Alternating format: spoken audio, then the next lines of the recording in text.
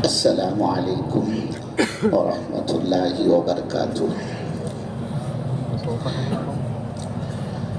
بسم اللہ الرحمن الرحیم۔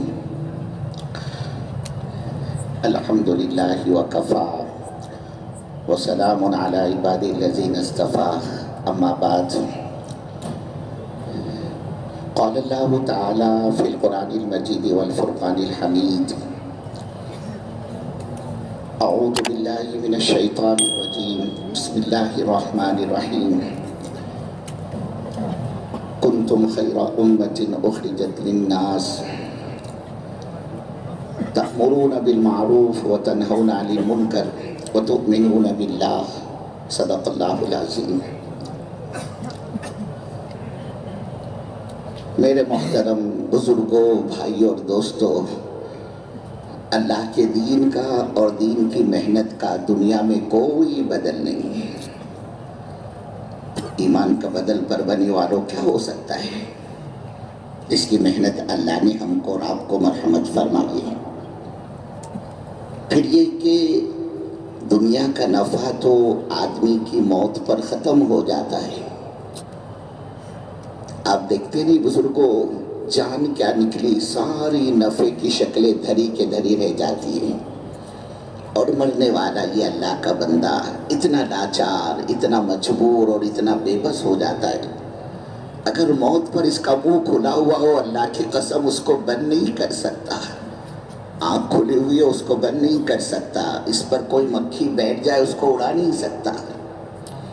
اتنا لاچار، اتنا مجبور اور اتنا بے بس یہ انسان ہو جاتا ہے۔ پھر لوگ اس مرنے والے کا کیا حشر کرتے ہیں؟ اس کے بدن کے ایک ایک کر کے سارے کپڑے نکال دیے جاتے ہیں۔ اس کی ہاتھ کی گھڑی، اس کے آنکھ کا چشمہ، اس کے پیر کا جوتا سب نکال دیتے ہیں، اور اتنا معمولی درجے کا اس مرنے والے کو لوگ کپڑا پہناتے کہ اگر دکان پر جاؤ نا اس کپڑے کو خریدنے کے لیے، تو دکاندار کو باقاعدہ بولنا پڑتا ہے: اللہ کے بندے، ہم کو اتنے قیمتی اور بھاری بھاری کپڑے نہ بتلائیو، ہمیں تو کفن کا کپڑا چاہیے۔ وہ پوچھتا ہے: اچھا کسی کی ڈیتھ ہو گئی کیا، کوئی مر گیا کیا؟ کہ ہاں، میت کا کپڑا چاہیے۔ اب وہ اللہ کا بندہ اتنا معمولی درجے کا کپڑا نکال کر لاتا ہے۔ آج کی تاریخ میں ہم کو اور آپ کو، ہمیں بربنے والوں، اس کپڑے کو کوئی ہمیں ہدیہ کہہ کر، تحفہ کہہ کر، گفٹ کہہ کے پیش کرے کہ بھائی صاحب آپ اس کا کرتا پیجامہ سلا لو، پینٹ شرٹ بنا لو آپ اس کی۔ شاید ہی ہم میں سے کسی کی طبیعت اس کو قبول کرنے کے لیے گوارا ہو، آمادہ ہو۔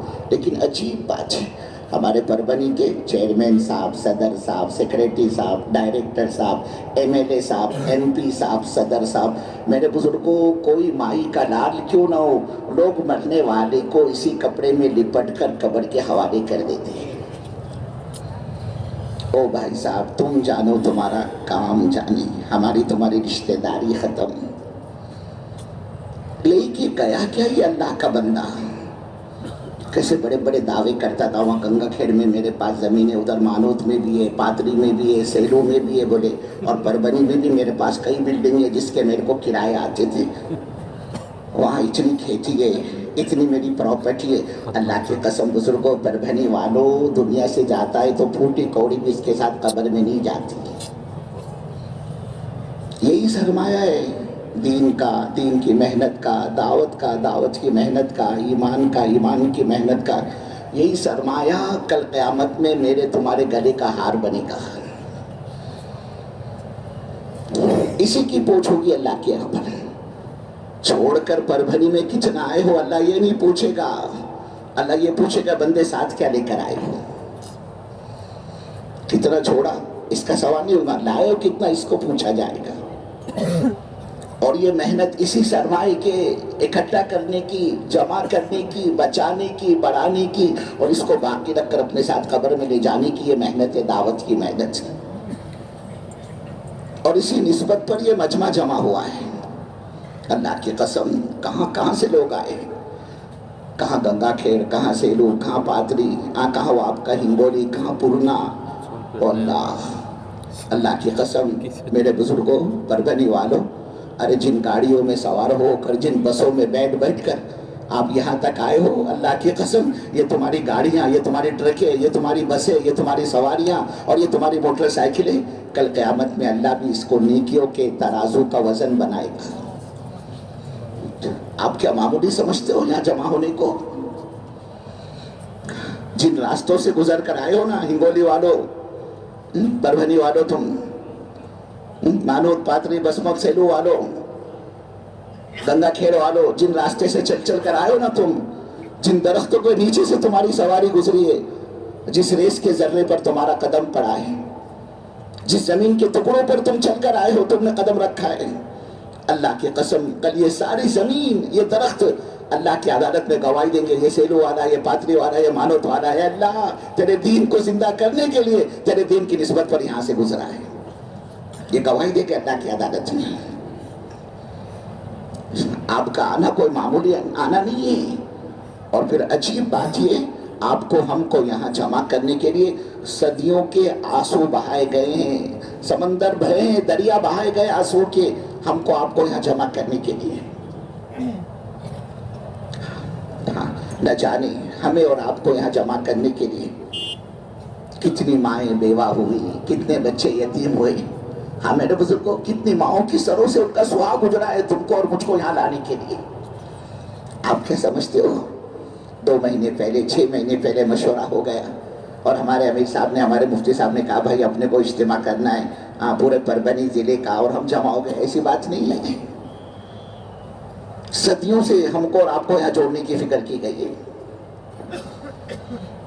हम नहीं कह सकते हमको तुमको यहाँ जमा करने के लिए। परभनी वालों, कितने जनाजे उठे ये अल्लाह ही बेहतर जानता है, कितने चूल्हे बुझे हैं, कितने घरों में फाके आए हैं, ये अल्लाह ही बेहतर जानता है। लाखों करोड़ों का सरमाया खर्च हुआ है, न जाने कितनी जिंदगियां खपी है हमको और तुमको यहाँ जमा करने के लिए। फिर ये कि बुजुर्गों, इस जमा होने पर अल्लाह हमको देगा क्या, मिलेगा क्या? अल्लाह उसके रसूल की निस्बत पर यह मजमाया जमा हुआ है और कोई निस्बत नहीं। अल्लाह की कसम, हर एक जानता है मैं परभनी के इज्तिमा में जा रहा हूँ तो मेरा कोई सत्कार होने वाला नहीं, कोई फूलहार मेरे को चढ़ाने वाला नहीं, ये कोई वेलकम कहने वाला नहीं। खाने का वक्त आएगा तो पिंडाल पर, जोन पर जाकर घंटों खड़े होकर लाइन लगाकर मुझे खाना पड़ेगा। हाँ, मिट्टी में बैठकर, जमीन पर बैठकर बात सुननी पड़ेगी। पता नहीं कितने अल्लाह के बंदों के आज बाजार हो गए जो बाजार कुर्बान करके यहाँ आए हैं। कितनी मसरूफियात के बावजूद ये मजमा अल्लाह की निस्बत पर यहाँ जमा हुआ है। और मकसद क्या है? अल्लाह का दीन मेरी जिंदगी में जिंदा हो जाए कि अल्लाह 70 साल, 50 साल, 40 साल, 60 साल अल्लाह गफलत में गुजर गए, नाफरमानी में गुजर गए। मौला मेरे तो ये कदम इस लायक बन चुके कि आपकी पाक जमीन पर मैं कदम रखने की भी लायक नहीं हूँ। अल्लाह तू मेरे को माफ कर दे। बड़ी उम्मीदें लेकर ये मजमा यहाँ जमा हुआ है कि अल्लाह रातों की तन्हाइयां गुनाहों में गुजर गई, दिन के उजालों में गुनाह किया है, अल्लाह कोई सांस में ही तेरी नाफरमानी के बगैर नहीं निकली। अल्लाह आज मैं इकरारी मुजरिम बनकर तेरे दरबार में हाजिर हुआ हूँ। मौला मेरे जिंदगी भर के गुनाहों को माफ कर दे। अरे इस उम्मीद पर तो ये मजमा यहाँ जमा हुआ।